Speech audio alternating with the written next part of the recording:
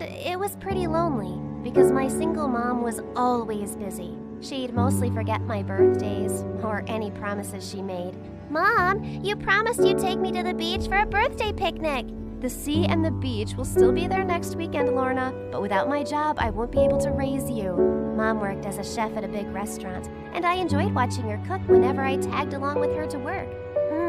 That soup looks tasty. I need to use the bathroom. Don't touch anything. As soon as Mom left, I picked up a ladle and leaned over to scoop up some soup. Oh, it was so good. As I went in for another spoonful, suddenly, my removable braces fell into the pot. Lorna, what are you doing there? Nothing.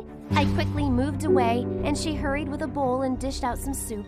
We have a very important guest in the restaurant. No distractions, please.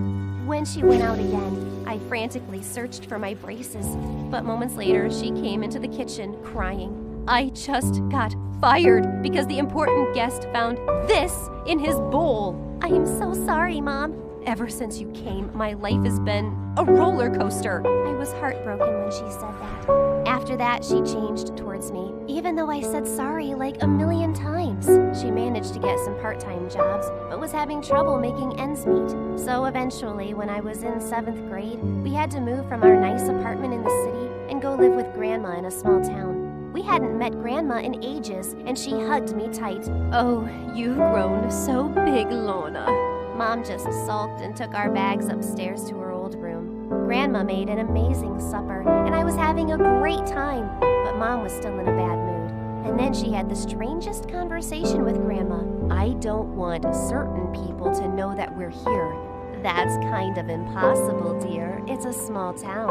We're only going to be around for a few months till I get another job. Just don't talk about us with anyone. But I like Grandma's house. Please, let's just stay here for good. Mom just ignored me and walked off. We'll convince her to stay, don't worry. Now, you go to bed because tomorrow is your first day at your new school.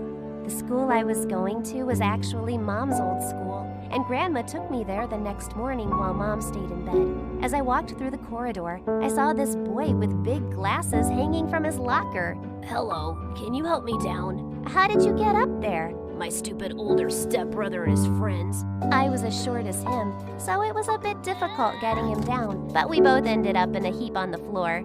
Thanks. I've never seen you around before. Oh, I'm new. My name's Lorna. Ew. What's that smell? What smell? It's coming from your bag. Do you have dead skunks in there?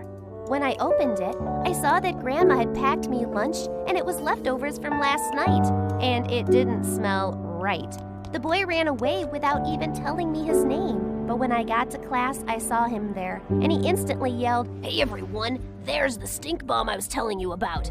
That's how he paid me back for helping him? Everyone pinched their noses as I sat down with my stinky backpack, right behind that jerk, whose name was Brad. Hey, idiot, I'm hanging you back on that locker later. I know what I did was wrong, but I've been waiting for a long time for someone new to take my place in school. What are you talking about? I've always been the easy target for bullies, the one that gets thrown in the trash bin or gets his face stuck in the toilet. So you want me to go through all that? It's not that bad. You look strong. Good luck. I couldn't wait for class to be over so I could get back at him, but he ran out like lightning. When I got home, I told Grandma it was a bad idea to put leftovers in my lunchbox. I'm sorry, dear. Let's go get some lunch snacks from the grocery store. No, she's not going to the grocery store, Mom. Why can't I go to the store? It's just a short trip. It'll be fine. No one knows who she is. What?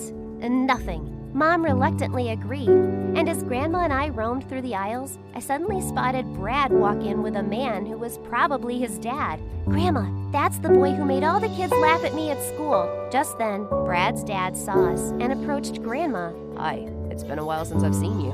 Oh, yes. Your son is really grown up. Yeah, who's this pretty girl? Oh, just a maid's daughter. What? No, I'm not, Grandma. Grandma? She's your granddaughter? Oh, God. Yes, she's my granddaughter. And then Brad's dad bent down and suddenly hugged me. Okay. What are you doing, weirdo? Gram, what's going on? Honey, I wasn't supposed to tell you this, but he's your dad. What? But Mom told me my dad wasn't alive. Oh, that's what she said. Well, I'm very much alive, honey. And this is your twin brother. What? Brad and I looked at each other stunned, and then Grandma said we needed to leave. On our way back home, Grandma explained everything to me. Your mom had just completed high school when she had you and your brother, and she wasn't ready to start a family, so she took you and asked your dad to keep your brother. But that's so unfair. I always wanted a sibling, because growing up, Mom was always busy and I was so lonely. I know, love. It wasn't a fair choice for both you and your brother. When we got home, Mom was waiting for us, smiling. I got a job interview. You told me I didn't have a dad, but I saw him today, and I have a twin brother too? Were you ever going to tell me? Gosh, I knew I shouldn't have come back here.